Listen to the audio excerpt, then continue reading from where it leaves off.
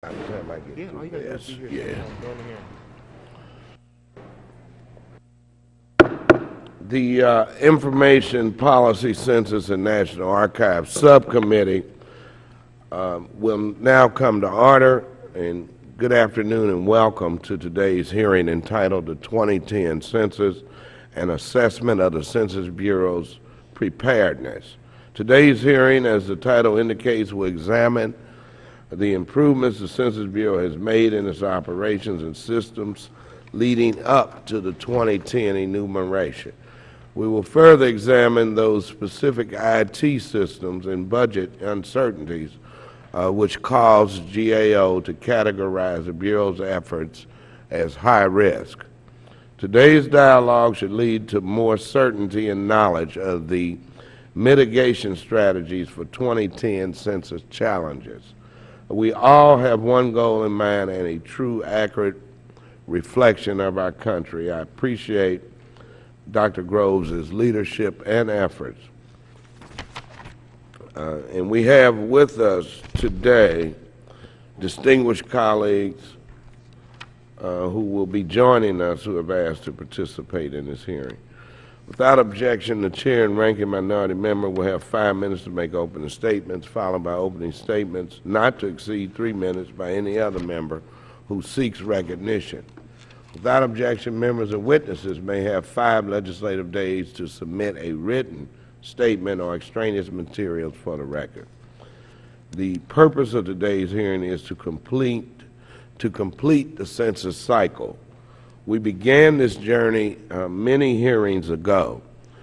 This subcommittee has visited the compilation of the master address file known as LUCA and its intricacies. We examined the external challenges of counting our country and the consequences of undercounts. We studied group quarter validation and complete count committees.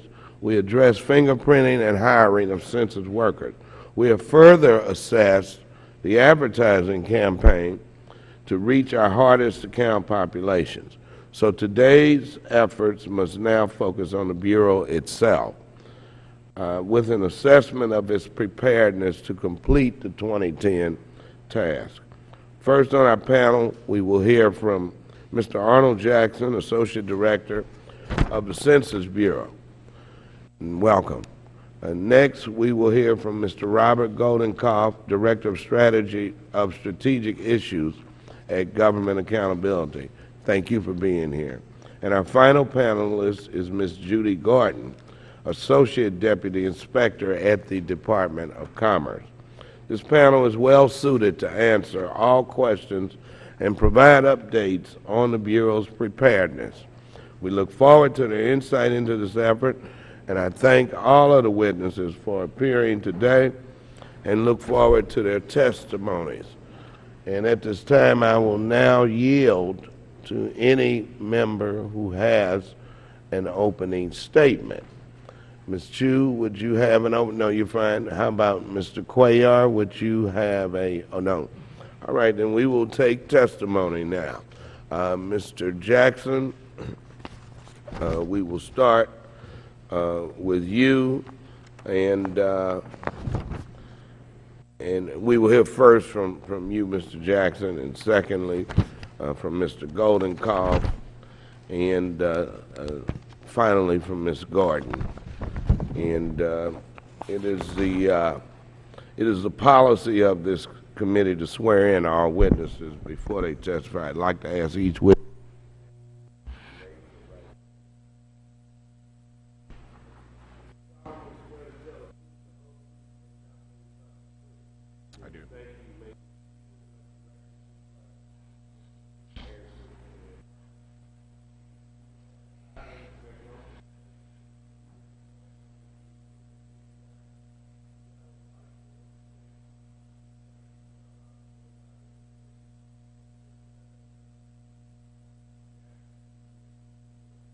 Thank you, Chairman Clay.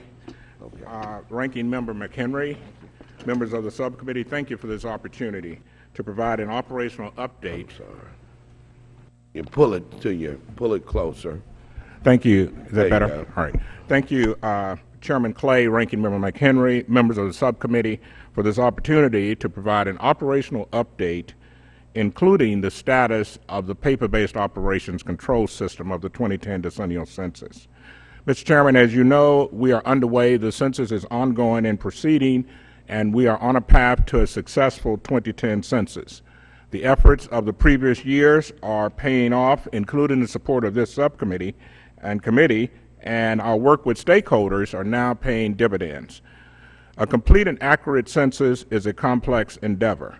However, the finely tuned strategies we have to count every person in this country are paying off. All of these efforts, from census operations to promotion, are grounded in thorough research, extensive coordination and preparation, and local knowledge. The 2010 census enumeration actually began in Norvik, Alaska on January 25th. In this small village, which piques the interest and imagination of the country each decade, the resulting news generated interest from over 80 million people, a great introduction for the 2010 census. We've also conducted an operation known as Group Quarters Advanced Visit, which facilitates the process of counting residents in group quarters. Census workers visited more than 270,000 group quarters locations to plan for the group quarters enumeration. We've started an enumeration activity known as Update Leave, where we actually go to addresses where the address may not represent the actual location of the housing unit. We're doing Update Enumerate, which began on March 22nd and ends May 29th. Update Enumerate is primarily used in areas with seasonal housing, therefore a high number of vacants, American Indian areas, and colonias in South Texas. The vast majority of housing units, however, more than 120 million, received their questionnaires in the mail last week. Mail-out mail-back for the 2010 census includes an advance letter, the questionnaire, and a reminder postcard.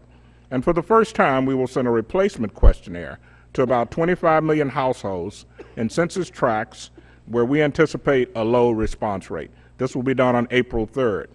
These stage efforts are intended to encourage participation. We have a program that is available on our website known as Take 10 Challenge. It's a challenge that we have initiated to encourage some friendly competition between communities to compare their response participation rates to each other. As you know, participation is the foundation of an accurate and complete census. But that's not all. We also have telephone questionnaire assistance and an integrated communications program. The goal of the telephone questionnaire assistance is to quickly provide assistance, whether it's answering a question, sending a language assistance guide, or sending a replacement questionnaire to call us. Further, we have 30,000 questionnaire assistance centers that are now open where respondents can get help filling out a census form.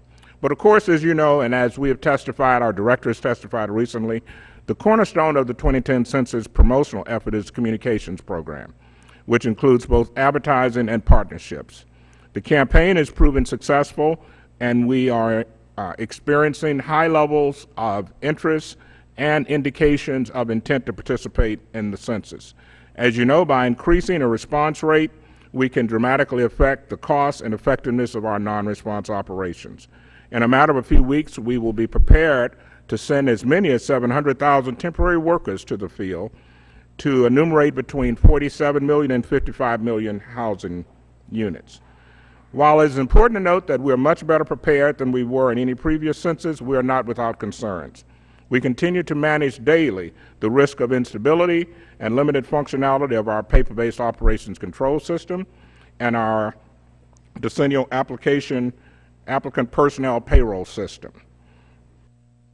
The Census Bureau undertook the development of the paper-based operations control system as a high-risk alternative in 2008. The compressed PBOCS development schedule has resulted in abbreviated testing cycles, which occur much closer to operations than we would have preferred. That in turn has led to a higher number of defects than we would have expected. However, we are prioritizing them as we move toward operations. Workarounds such as staggering start times, sharing printing resources, and other such alternatives are allowing us choices and trade-offs that ensure successful field operations despite less than perfect IT systems. I am managing these risks daily, and our outlook is improving. We have recently bolstered both the paper-based operations control system and the DAP system's infrastructure and technical support. The Census Bureau remains cautiously optimistic, and I am personally encouraged by recent progress and by the dedication of staff and contractors. In the last couple of weeks, not only have I overseen the installation of new hardware and witnessed a decreasing number of defects, but we've been able to slowly increase user capacity, all indications that day by day this system is becoming mature. PBOCS is functioning and currently supporting our field operations. Over the next several months, hundreds of important tasks will be completed, and your continued support is crucial to a successful census. Again, I thank the subcommittee for this opportunity, and I'm more than happy to answer your questions. Thank you.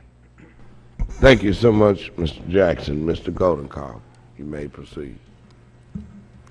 Chairman Clay, Ranking Member McHenry, and members of the subcommittee.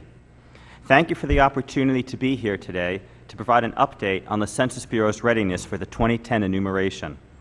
With 1 week remaining until Census Day, the nation has entered one of the most crucial time periods in the decade-long census life cycle. Earlier this month, the Bureau mailed out questionnaires to around 120 million households. In the coming weeks, the Bureau will launch additional operations aimed at enumerating certain hard-to-count populations, as well as the estimated 50 million households that failed to mail back their census forms. The success of these operations will have a major impact on the accuracy of the census, as well as its ultimate cost, now estimated at around $14.7 billion. As requested, I will update the subcommittee on the state of the census, paying particular attention to, first, the reliability of key IT systems, and second, the extent to which critical enumeration activities are on track. Overall, the Bureau's readiness for a successful head count is mixed. It is deeply troubling that at this late date, 2 critical IT systems have not yet demonstrated their ability to function reliably under full operational loads. The performance problems plaguing these 2 systems represent the most significant threat to the cost and the quality of the enumeration. Specifically, the Decennial Applicant Personnel and Payroll System, or DAPS, the automated system the Bureau is using to process applicants and handle the payroll of the Bureau's massive temporary labor force, needed to be fully functional under a heavy load by mid-March. However, the system had limited capacity and was sluggish. These shortcomings occurred despite the fact that 100,000 temporary employees were on board, far below the roughly 600,000 employees that will be working when non-response follow-up is in full swing in a few weeks. As of March 22nd, Bureau officials stated that they had taken steps to improve DAPS's performance, including upgrading the system software and installing additional hardware. More will be known about the success of these fixes in the coming days. The Bureau also needs to resolve ongoing problems with the workflow management system it will use to administer field operations. Although the first release of this system was deployed for early field activities in January, and certain components of the second release were deployed in February, both releases have known defects, including limited functionality, slow performance, and problems generating certain progress and performance reports. The Bureau also restricted the number of users in each local census office due to capacity limitations. What's more, the component of the second release that will be used to manage non-response follow-up, the largest census field operation, is still being tested and is scheduled to be released in mid-April. This is about 3 weeks later than planned and barely ahead of when non-response follow-up is scheduled to begin in early May. As a result, little time will be left to resolve any problems identified during testing. Other functions are faring better. Key enumeration activities are generally on track, and some activities aimed at improving the participation of hard-to-count groups are more robust compared to similar efforts during the 2000 census. For example, the Bureau has launched an aggressive outreach and promotion effort. Key differences from 2000 include increased staffing for the Bureau's partnership program, targeted paid advertising based on marketing and attitudinal research, and a contingency fund to address unexpected events. Moreover, to improve the participation of transients, seasonal farm workers, and others at risk of being missed by the census, the Bureau launched its Be Counted program earlier this month. This effort makes forms available in around 40,000 locations across the country, such as libraries and community centers. Moving forward, it will be important for the Bureau to quickly identify the problems affecting key IT systems and test solutions. Further, given the complexity of the census and the likelihood that other glitches might arise, it will be important for the Bureau to stay on schedule, monitor operations, and have plans and personnel in place to quickly address operational issues. These operational considerations aside, I want to stress that the Census Bureau cannot secure a complete count on its own. The public must also fulfill its civic duty to return their questionnaires in a timely manner. According to the Bureau, each percentage point increase in the mail response rate saves taxpayers around $85 million and yields more accurate data. The bottom line is that the success of the 2010 census is now, to a large degree, in the hands of the nation's residents. Chairman Clay, Ranking Member McHenry, this concludes my remarks, and I'll be happy to answer any questions that you or other members of the subcommittee might have. Thank you so much, Mr. Goldencock. Ms. Gordon, you're up. 5 minutes. Thank you. Chairman Clay, Ranking Member You McHenry. pull the mic closer and make sure it's on. Okay. Chairman Clay, Ranking Member McHenry, and members of the subcommittee. How about a little closer? Pull it closer. We are Jean, help pleased. her. Okay. Okay. We are pleased to be here today to share our perspectives on the Census Bureau's readiness for this year's decennial count. As my colleagues on the panel have noted, the census is already in high gear with more than 100 million residents receiving census forms last week. However, key information technology systems continue to experience performance and functionality shortfalls, and these systems can affect the ultimate schedule, cost, and success of the census. My statement today will cover 3 areas. First, the systems issues and their risk to non-response follow-up, or NRFU. Second, the importance of monitoring NRFU cost. And third, some initial observations from our field work. Critical to the success of NRFU is the Paper-Based Operations Control System, or PBOCS. This system is essential to handling assignments to enumerators, tracking questionnaires, and reporting on the status of operations. PBOCS development has been compressed to meet the schedule. The inevitable impact of this just-in-time approach is that certain errors are not being found until the system is in actual operation and not all capabilities are implemented. PBOCS has suffered from slow performance and continues to experience complete system outages. An outage earlier this week lasted an entire day. A similar outage during the large NRFU operation would be particularly serious. The Decennial Applicant Personnel and Payroll System, or DAPS, has experienced similar performance limitations and operational impacts. DAPS is critical to recruiting, managing, and paying the enormous temporary census workforce. To allow for installation and testing of improvements, local census office systems have been shut down at night and on weekends. This prevents Census from adding more shifts to catch up on work that has fallen behind schedule. Census engineers and operational managers are aggressively attacking the system issues. Nevertheless, Census will have to rely on workarounds to compensate for system limitations. Workarounds must be fully tested and clearly explained to minimize further disruptions. Turning to cost and cost containment, it will be especially important for Census to monitor and control NRFU costs. Address canvassing went 25% over its budget, largely due to overspending on wages and mileage reimbursements to temporary address listers. NRFU is much bigger, so any cost overruns will be much more expensive. The ability to produce valid budget estimates is essential to cost containment. Wide budget variances among local census offices in address canvassing from less than 1% to over 800% indicate significant weaknesses in the Bureau's budget estimation capability and uncertainty in the decennial cost. Finally, I will briefly mention 2 major challenges found in our initial observations in the field during the update leave operation. First, our staff saw firsthand how the slow performance and lack of systems reliability are affecting efficiency in local census offices. We observed work getting interrupted, data having to be entered into the system more than once, and completion of tasks being delayed. Second, we identified a few areas in which it appears that maps were not updated from address canvassing. If widespread, this would be a significant problem. We are working with the Bureau to determine both the extent and reasons for these map errors. In summary, Mr. Chairman, although much of the Bureau's plan is on track, IT problems place the efficiency and accuracy of non-response follow-up at risk, and final decennial costs remain uncertain. While our testimony today discusses serious IT system challenges, we are mindful of the extraordinary efforts being made by a very dedicated Census staff to achieve a successful outcome.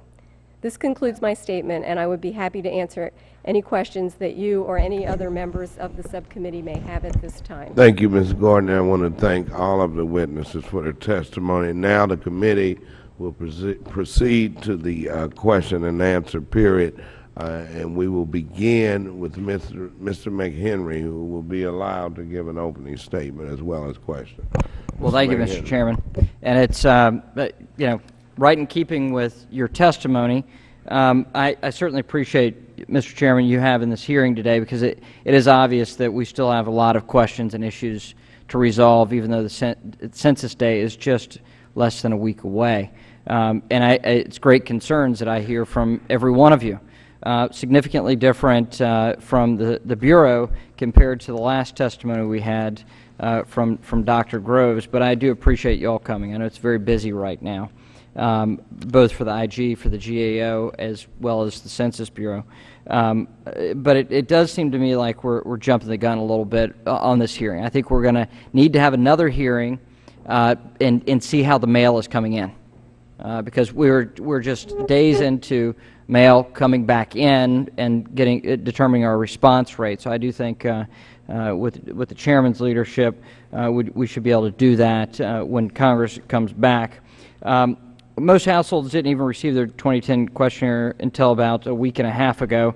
A lot of my constituents are writing and calling about this as well, which is a good sign that people are aware of the census. But I certainly appreciate the chairman's leadership with what's going on and making sure that we have frequent hearings on this matter. As Dr. Groves has stated, he would like to have an ongoing dialogue with us as well. And Mr. McHenry, we do intend on holding hearings to look at the mailback response rate and other functions of the Bureau and their effort. Well, thank you. And I'll get to my questioning now, but you know, we've got some issues here. Mr. Jackson, you're slightly less positive in the tone that you have about the Bureau's preparedness. Is the Bureau prepared for the 2010 census?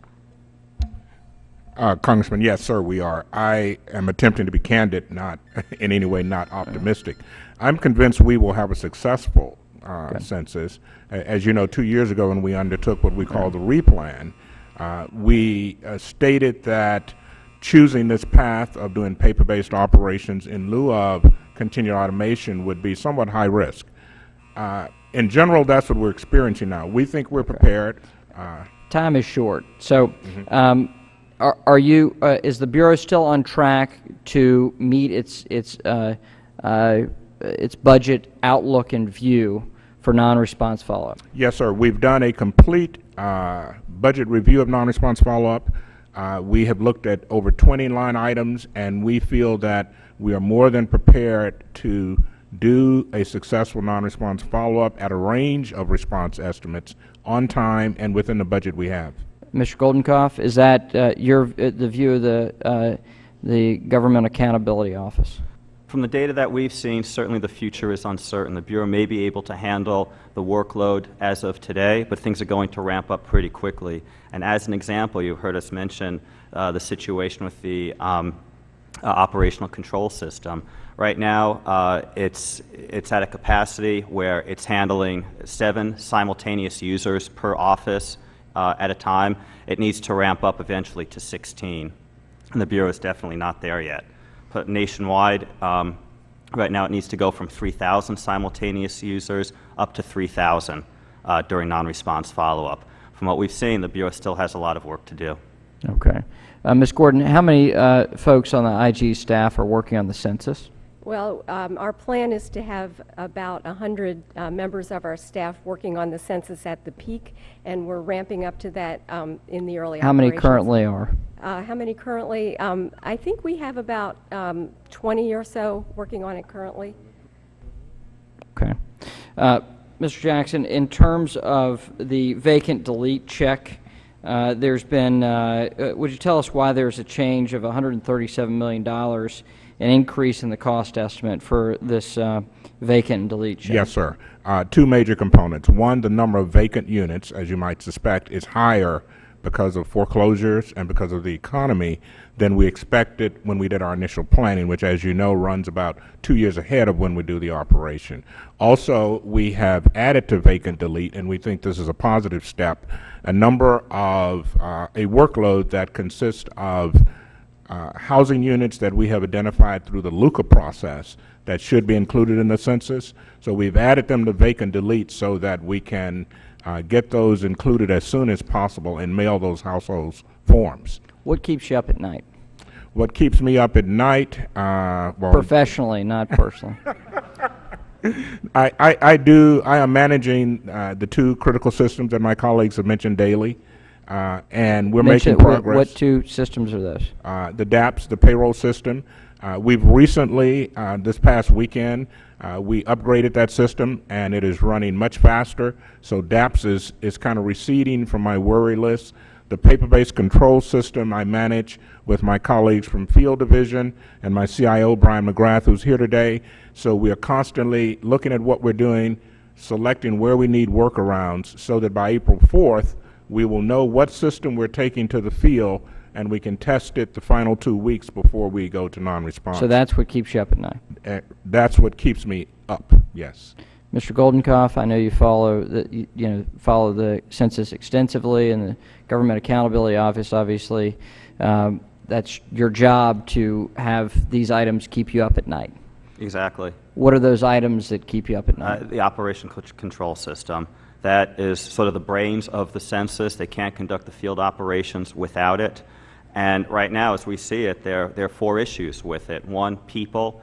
The people who are working on the system, they're working extremely hard nights and weekends, but they're under strain. There's just not enough of them to go around, and the ability to train new people is very limited. And it's quite likely that new problems will crop up, and will they be able to handle these new problems and fix the existing ones as the demands on the system begin to increase?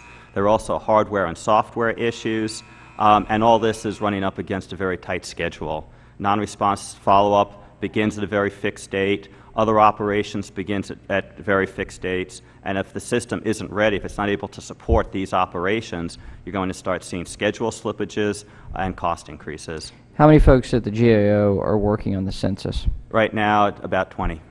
How many will be working on it in another month or two? We'll start to ramp up, too, for field operations. For example, for non-response follow-up, we have most of our field offices involved, and so we will be on the ground observing non-response follow-up. Next week, for service-based enumeration, we will have also most of our field offices involved in observing service-based enumeration.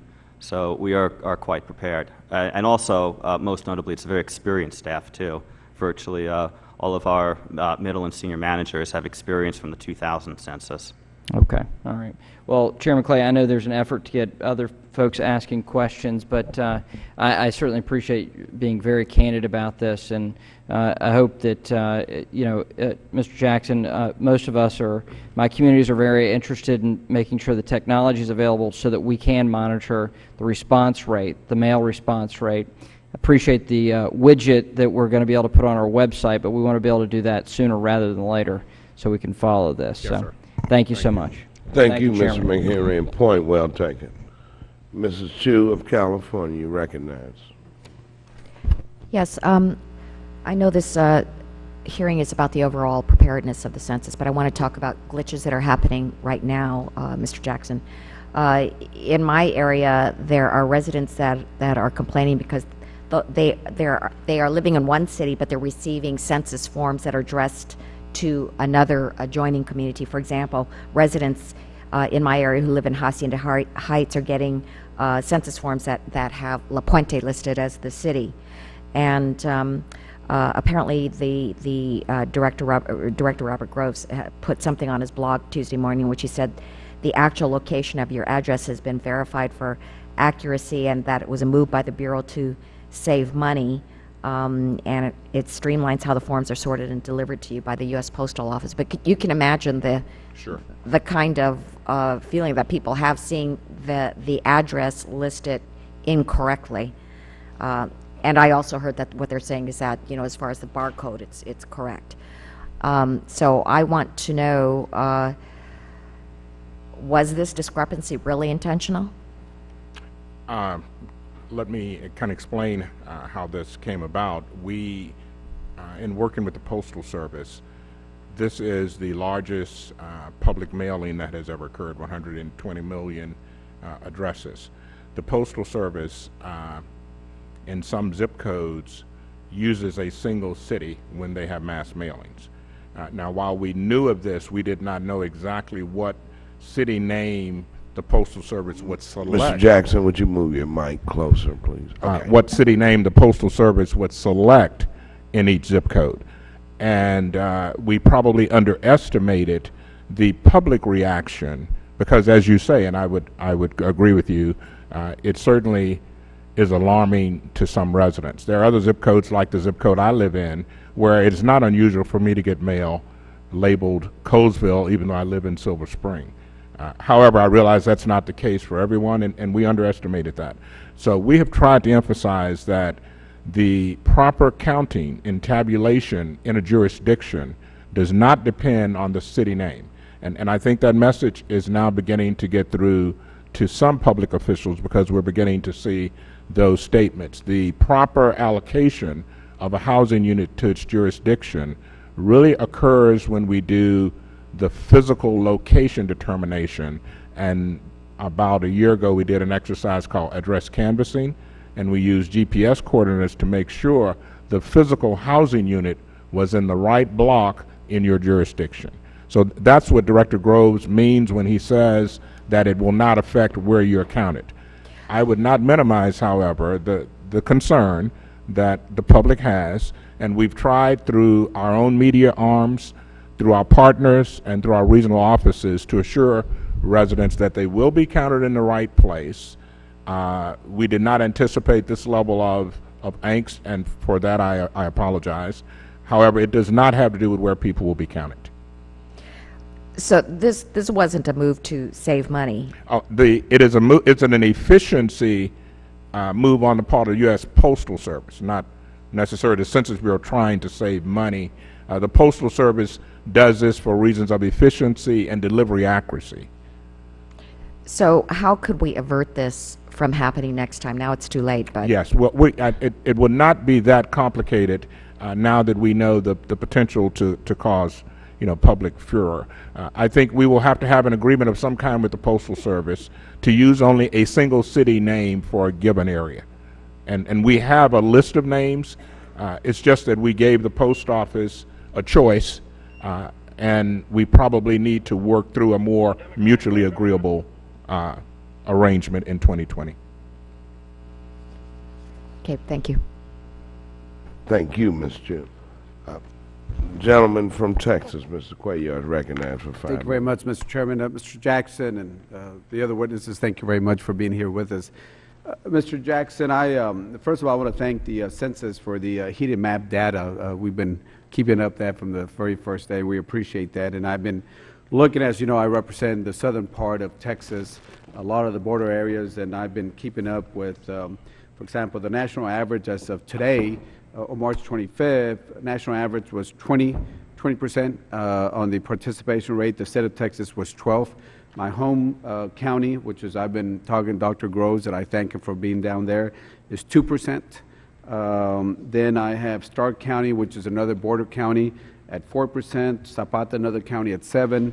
Hidalgo, another one at 6%. So you can see there's a little same trend we've been seeing for a while. And as you know, in the past I've been bringing up questions about how you are spending that money, the advertising on the spending. As you recall, I don't know if you were here, last time Dr. Gross was here, I was bringing up the point that when y'all came up with your budget on March 26th of 2009 compared to the budget from February 4th of 2010, there was a decrease in budget from local ad buys for the hard-to-count communities, but at the same time, there was an increase in the budget for production and labor and so forth. So, you know, I'm one of those that I want to see the efficiencies and how you spend the best dollars for this.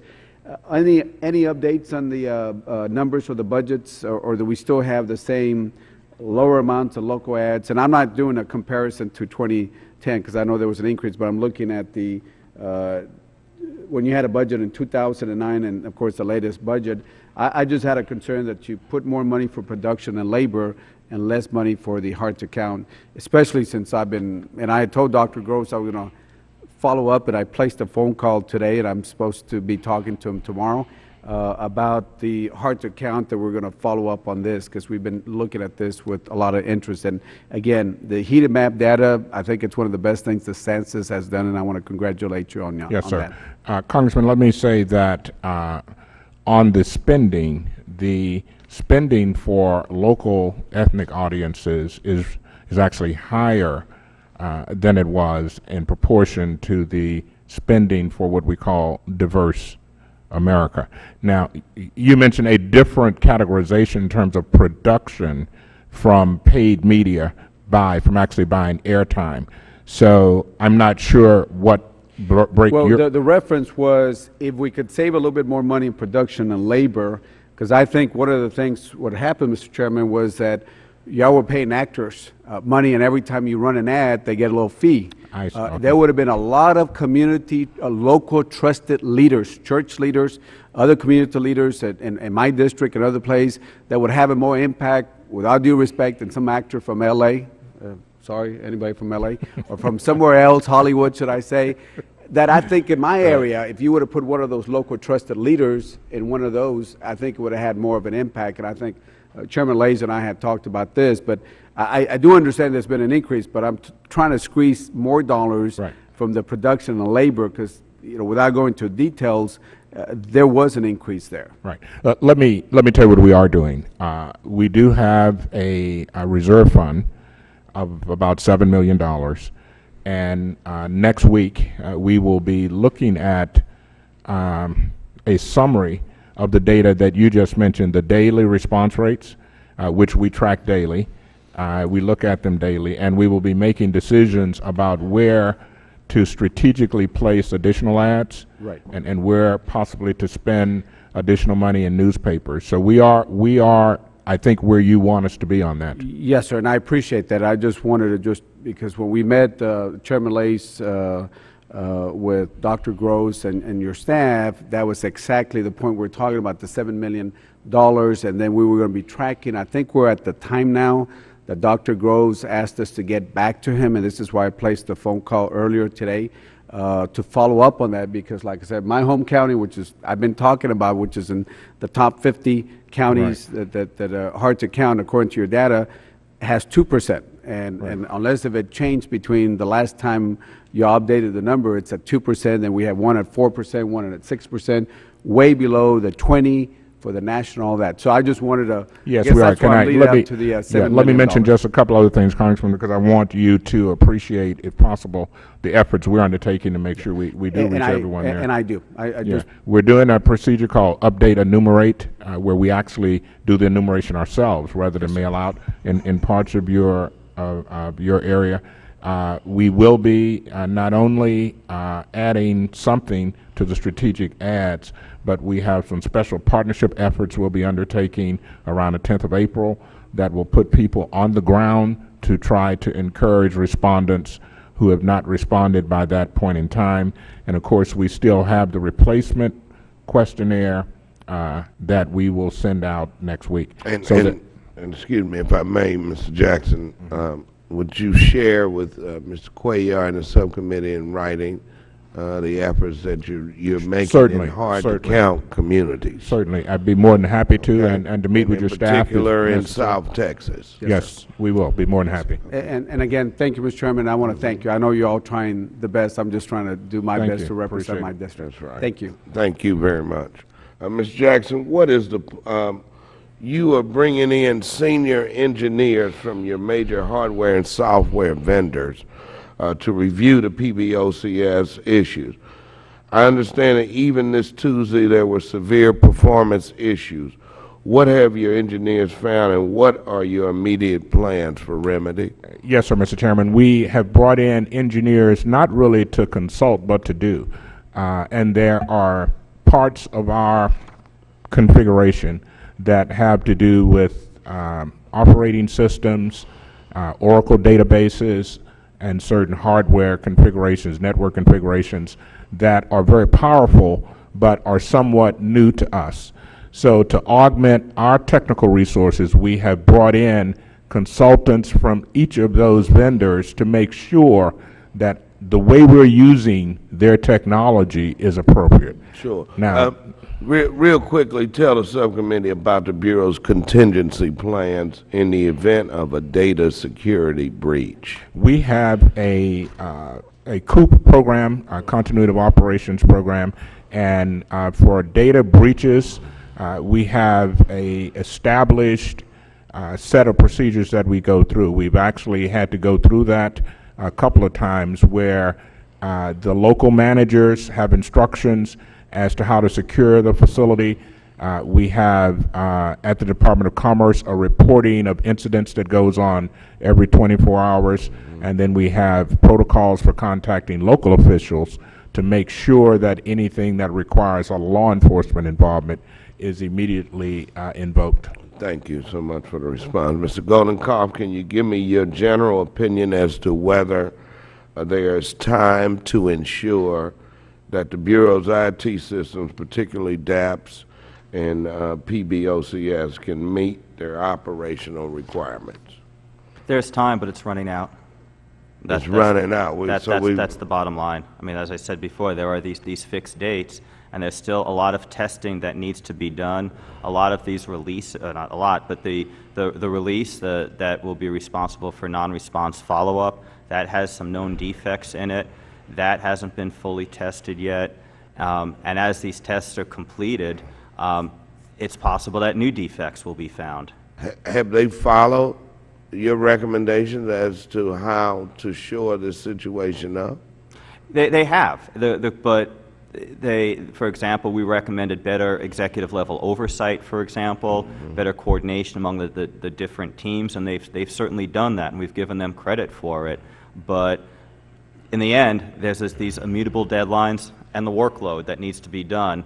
And from what we're seeing right now, it's going to be a challenge to complete all the testing, to complete that workload in time for these operations to start. It's not shaping up like it should. Thank you for that. It's worrisome. And Ms. Gordon, let me just have you finish off the answers.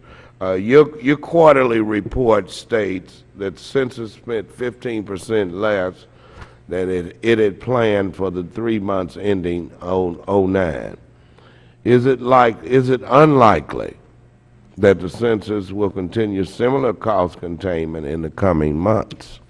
Well, we would hope so, but we wouldn't necessarily anticipate that would be the case. What we have seen is a lot of variability of actual costs incurred as compared to the cost estimates. So, and we have recommended that Census really rigorously apply internal controls so that wages claimed and travel costs claimed are actually what was incurred. And so we're encouraging Census to pay a great deal of attention to that to try to keep the costs on track.